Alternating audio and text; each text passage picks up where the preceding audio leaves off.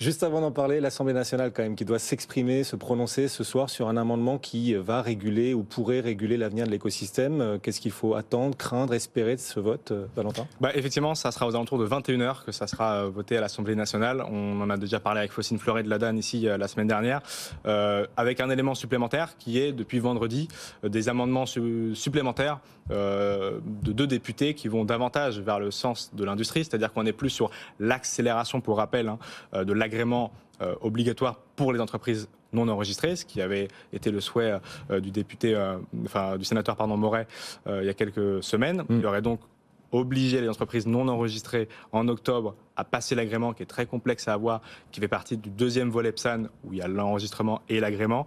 Et cet agrément est difficile à obtenir, notamment pour des problématiques de fonds propres et d'assurance, en tout cas dans le carnet aujourd'hui des dates. On rappelle que l'écosystème n'est pas contre la réglementation, mais cette accélération pourrait la condamner le temps que les offres d'assurance se mettent en place, notamment.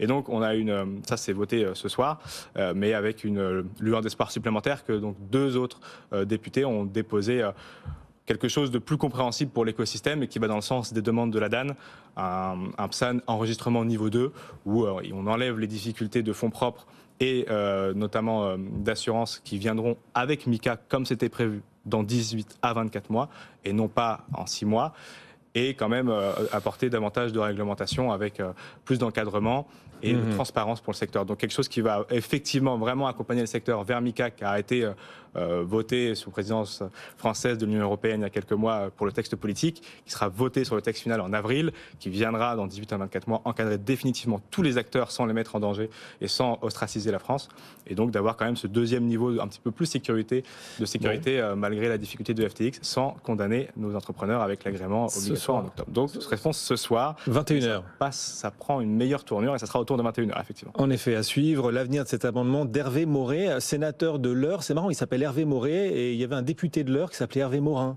qui a été ministre de la Défense d'ailleurs. Mais Hervé Morin, c'est plutôt rigolo quand même. L'un était député, l'autre est sénateur. Voilà. Il vous en faut peu pour rigoler, Guillaume. Mais c'est ça, la jeune génération ne sait pas rire. Voilà, non, je savais qu'on allait arriver sur cette question où je pensais effectivement anticiper votre attaque sur le fait que je ne connaissais pas ce ministre. S'amuser de tout. Non, il a 24 ans, Valentin Demey. Non, mais il est fort. Non, mais franchement, c'est ça qui est dingue dans cet écosystème, c'est que les experts sont high level et super jeunes. Ça fait bizarre, mais c'est comme ça.